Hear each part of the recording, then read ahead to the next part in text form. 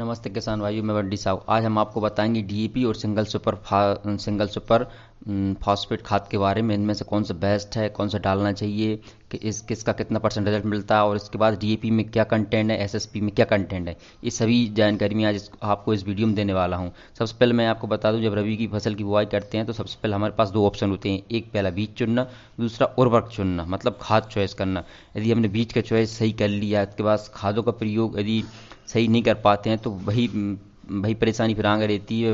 अनुकूल क्या बोलते हैं, उर्वरक का प्रयोग सही नहीं है तो इससे फसल पर प्रतिकूल प्रभाव पड़ेगा। ये बात हम किसान भाइयों को जानना बहुत ज़रूरी है कि कब कौन सी खाद देना चाहिए, कितनी मात्रा में देना चाहिए। ये बहुत ज़रूरी है फसल के लिए।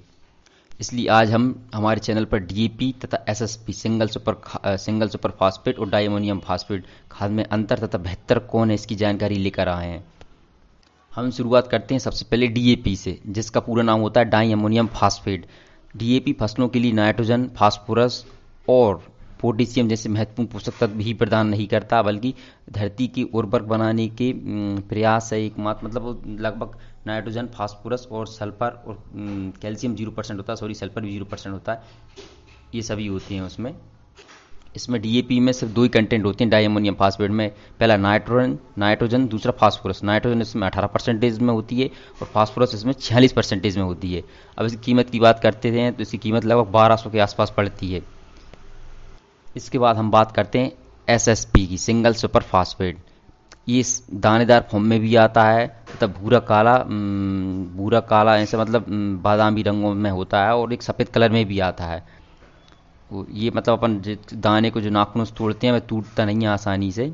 और ये चूर्ण रूप में भी, मतलब वही चूर्ण रूप में आता है जो वाइट कलर में होता है। ये दानेदार उर्वरक की मिलावट बहुत बधुआ, मतलब डीएपी एवं एनपीके मिक्स उर्वरकों के साथ की जाने की संभावना बनी रहती है। इसमें क्या होता है, थोड़ा ज़्यादा हार्ड होता है इसका दानेदार फॉर्म में।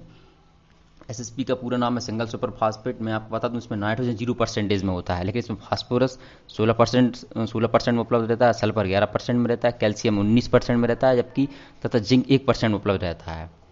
इसमें ये कंटेंट है, इसमें नाइट्रोजन 0% है। अब अब मैं आपको दोनों की कमियां और खूबियां दोनों बताने वाला हूं। एसएसपी में क्या होता है, ये खाद कम घुलनशील है। इसका प्रयोग हमेशा जुताई के समय करना चाहिए। जब हम शुरुआत में कुछ भी ना, खेत में कुछ ना बोया हो, उससे पहले खेतों में इसका छिड़काव कर देना चाहिए। मेरे हिसाब से आप पाउडर फॉर्म में जो आता है उसका प्रयोग करो तो ज़्यादा बेहतर रहेगा, क्योंकि ये तो कम घुलनशील है। कम घुलनशील रहने के कारण मिट्टी में घुलने से ज़्यादा समय लेता है, क्योंकि ज़्यादा टाइम ले लेगा। यदि हम इस फसल आने पर छिड़केंगे तो ज़्यादा टाइम लेगा घुलने में। इसके कारण क्या होता है, पौधों का अंकुरण के बाद फायदा होता है। जब शुरुआत में हम डाल देते हैं तो उसके बाद पौधों का अंकुरण में फायदा होता है, वह मिट्टी में मिक्स हो जाता है। अगर किसान एसएसपी को जुताई के समय उपयोग नहीं करता है तो फिर फूल लगने के समय करें, क्योंकि फूल से फल लगने में 15 से 20 दिन लगता है लगभग। इतने दिनों में सिंगल सुपर फास्फेट मिट्टी में घुल जाएगा। ये सिंगल सुपर फास्फेट था। अब मैं आपको डीएपी के बारे में बताऊंगा। डीएपी खाद एसएसपी खाद की अपेक्षा जल्दी घुलनशील है, जिसके कारण इस खाद की बुआई से पहले नहीं करते हैं, क्योंकि खाद तो घुलकर मिट्टी में मिल जाएगा, लेकिन पौधों को ज़्यादा नहीं मिल पाएगा। डीएपी का प्रयोग फसल की निदाई तथा सब्जी में मिट्टी चलाते समय करते हैं। मतलब जब यदि डीएपी तो अपनी ये फसल जैसे कि धान और गेहूँ की है तो अपन डायरेक्ट छिड़क देते हैं। और यदि सब्जी की हमने किसी प्रकार की सब्जी लगाई है तो उसमें जब निदाई करवाते हैं, उस पर जब पेड़ के चारों तरफ देते हैं डीएपी को। इसके बाद हम बात करते हैं दोनों में से बेहतर कौन है। एक बात याद रखने योग्य है कि जब एसएसपी में नाइट्रोजन की मात्रा 0 है, जबकि डीएपी में नाइट्रोजन की मात्रा 18% है। इसके अलावा डीएपी में फास्फोरस की मात्रा एसएसपी से 30% ज़्यादा होती है।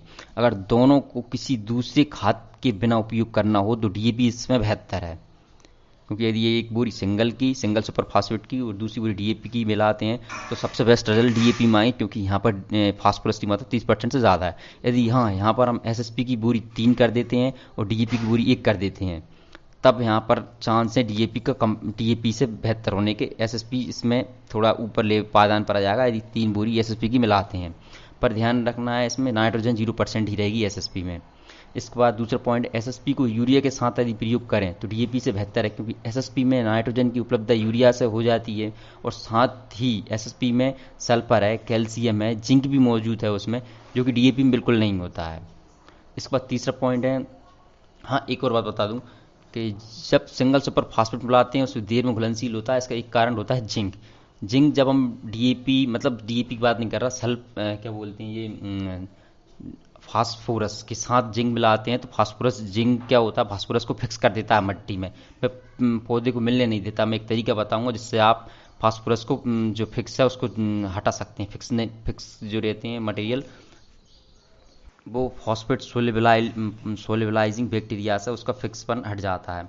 इसके बाद तीसरी बात करते हैं, एक इसमें डीएपी में 46% पोटास फास्फोरस होता है और एसएसपी में 16% होता है, यानी कि डीएपी की तुलना में एसएसपी में फास्फोरस 30% कम होता है।